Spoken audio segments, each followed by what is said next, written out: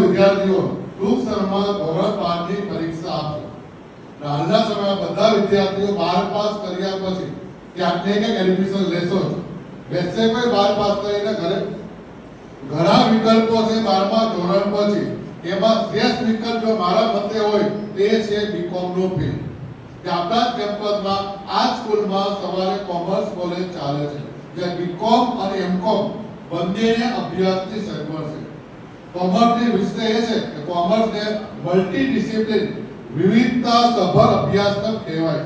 એટલે કે કોમર્સ ફક્ત ધોરણ 12 ના કોમર્સ વિદ્યાર્થી પૂરતો જ મર્યાદિત નથી. બીકોમમાં એડમિશન લઈ શકે ઘણા વિદ્યાર્થી હશે 11મા 12માં ભૂલથી આર્ટ્સ અથવા સાયન્સની લાઈન પકડાઈ ગઈ છે.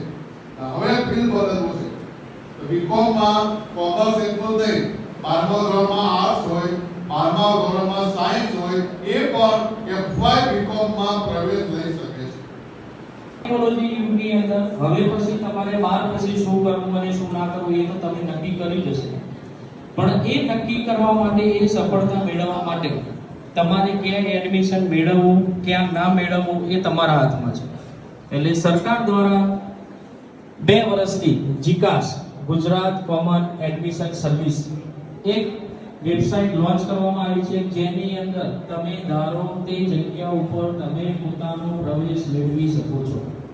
માર્ગદર્શનની જરૂર પડે તો આપણા શાળાની અંદર 3 વિષય એટલે કે આર્ટ્સ, કોમર્સ અને સાયન્સ ત્રણેય શાખાઓના તજજ્ઞશ્રીઓ છે જે તમે ગ્રુપમાં જોડાયેલા છો, શાળાના WhatsApp ગ્રુપમાં. એમને તમે ગમે ત્યારે ફોન કરીને તમારી મૂંઝવણો જે છે એના વિશે તમે પૂછી શકો. પણ ખાસ આજના કાર્યક્રમનો ઉદ્દેશ તમને બધાને નાનકડી શાળા પરિવારની શુભેચ્છાઓ આપીએ અને છેલ્લે નાનકડી અપવાદ રાખીએ. એ બાને તમારા બધાના એક સાથે દર્શન થઈએ.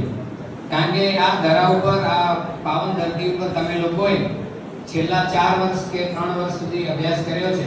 એ તમારી થોડીક યાદો આ શાળાના ઓરડાની અંદર કે રૂમોની અંદર ક્યાંક ને ક્યાંક ઢંકાયેલી છે. એ યાદોને તમે બધા તાજી કરો, એકબીજાને મળો, એટલા માટે કાર્યક્રમનું આયોજન કર્યું છે.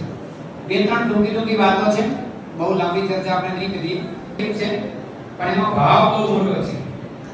સાથે સાથે 2 પુસ્તિકા તમને આપવાના છે. એમાં એક પુસ્તક છે જીવન સાધક નચિકેતા. નામ સાંભળ્યું છે નચિકેતા? અને એ પુસ્તક જે છે એનું ટાઇટલ કંઈક એવું છે, રિઝલ્ટ કી એસિડિક એસી. એટલે માત્ર પરિણામ લક્ષી ન બનતા જીવનમાં કઈ રીતે આગળ વધવું, હતાશ ન થવું, આ બધી બાબતો એ બંને પુસ્તિકામાં છે. તમને એમ થશે કે અમારે સિલેબસ તૈયાર કરવાનો કે પુસ્તકો વાંચવાના, તો તમે જ્યારે એમ લાગે કે ભણતા વચ્ચે થાકી ગયા, થોડું હળવાશ થવું છે, 4 મિનિટ 5 મિનિટ 10 મિનિટ ફ્રેશ થવું છે, તો એ દરમિયાન પુસ્તકના 2 પેજ વાંચવાના, વધારે નહીં. 2 પેજ 3 પેજ એ રીતે વાંચવાના. તમે વાંચી લો એટલે તમારા નાના ભાઈ બહેનો એને હેન્ડ ઓવર કરી દેવાના. મમ્મી પપ્પાને પણ આપવાનું એ પુસ્તક. તો આપણે વધારે બોલતા હોય તો પછી બોલવાનું ઓછું બંધ કરી દે, તો એવું પણ થાય. તો આજે 12માના તમામ બાળકો, ખાસ કરીને આર્ટ્સ, કોમર્સ અને સાયન્સ બધાને આપણે એક સાથે બોલાવ્યા છે. તમને શુભેચ્છાની સાથે બીજું પણ મારે યાદ કરાવવું છે કે શાળા આપણી 50મા વર્ષની સફરમાં ચાલી રહી છે. અને માં ચિંતા ના કરો, તમે બધાને અમે આમંત્રણ આપવાના છીએ. WhatsApp ગ્રુપમાંથી કોઈ બહાર ના જતા. હા, WhatsApp ગ્રુપની અંદર તમને ઇન્વિટેશન આવશે ને બધાય આવવાનું, પરિવાર સાથે બી આવવાનું આ કાર્યક્રમ નિહાળવા માટે. આપણે પરીક્ષા જે છે ને એ પરીક્ષા તમારી હોશિયારી માપવા માટેની ફૂટપટ્ટી નથી. તમે કેટલા હોશિયાર છો એ માપવાની ફૂટપટ્ટી નથી. દરેક વિદ્યાર્થી હોશિયાર જ છે, પણ તમે આખું વર્ષ જે મહેનત કરી છે એ મહેનત ચકાસવા માટેની આ એક પદ્ધતિ છે. તમે પરીક્ષા માટે ક્યારેય ભય રાખતા નહીં. જવાબ લખો. બધા વિદ્યાર્થી પેપર આપતા હોય છે, જેમ આજે સાહેબે કીધું એમ, જો આપણે બધા આખું વર્ષ ભણ્યા છીએ એટલે આપણે તો છે જ. વિદ્યાર્થીએ પેપરમાં પ્રશ્નોના જવાબ લખ્યા, 6 જવાબ લખ્યા. હવે કેટલો આત્મવિશ્વાસ છે કે નીચે સૂચના મારી કે ઉપરનામાંથી કોઈ પણ 3 તપાસો. એનો મતલબ શું થયો? એને ચેલેન્જ કોણે કરી? સામે એક્ઝામિનર. કે મેં લખેલા 6 પ્રશ્નો એ સાચા જ છે. વિદ્યાર્થી હતા લોકમાન્ય તિલક. એકદમ તમે પ્રબોધિત રીતે અને સરસ મજાની રીતે એન્જોયમેન્ટ સાથે એક્ઝામ આપો એ જરૂરી છે. આવનાર સમયની અંદર તમારે પરીક્ષાઓ અવારનવાર આવવાની છે અને આવતી જ રહેશે. ધોરણ 12 માં આપ છો. મારે બધા મિત્રોએ કહી દીધું છે, ખાલી ટૂંકી વાત કરીએ કે આપણે ગાડી ચલાવતા હોઈએ અને મારે અહીંથી જવું છે જયપુર. જયપુર ક્યાં આવ્યું ખબર નથી. હું સીધો નીકળી જાઉં ગાડી લઈને તો જયપુર પહોંચી જઈશ ને? જયપુર પહોંચી શકાશે?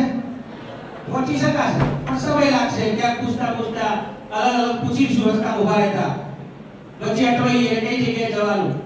તો હવે શું ફેસિલિટી છે? જીપીએસ. જો જીપીએસ નો ઉપયોગ કરીએ તો આપણે નહીં ભટકીએ. તો એમ આપણે શું કરવું જોઈએ? આપણે એક દિશા નક્કી કરવી પડશે.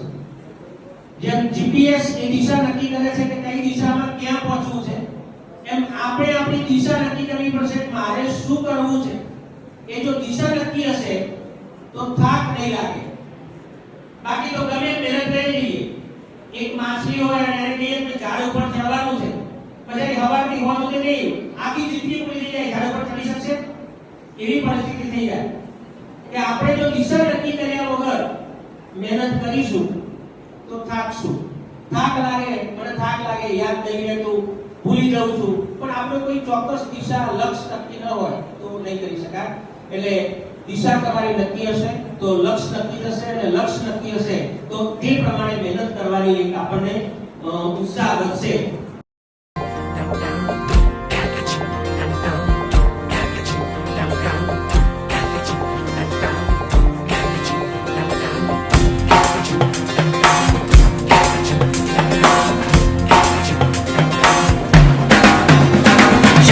हो आउट ऑफ कंट्रोल होठों को करके गोल,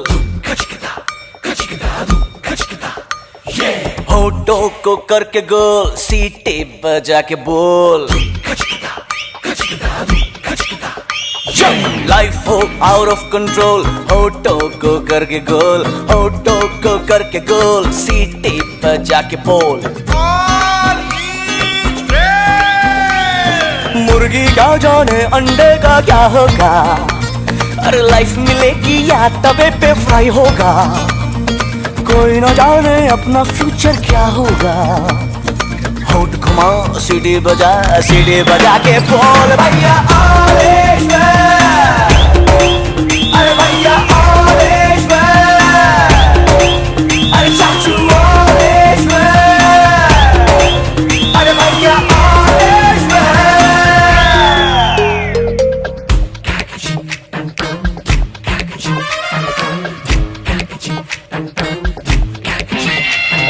कंफ्यूजन ही कंफ्यूजन है, सॉल्यूशन कुछ पता नहीं. सॉल्यूशन जो मिला तो सारा क्वेश्चन क्या था पता नहीं. दिल जो तेरा बात बात पे घबराए, दिल पे रख के हाथ उसे तू फुसला ले. दिल इडियट है, प्यार से उसको समझा ले. होठ घुमा सीढ़ी बजा के बोल भैया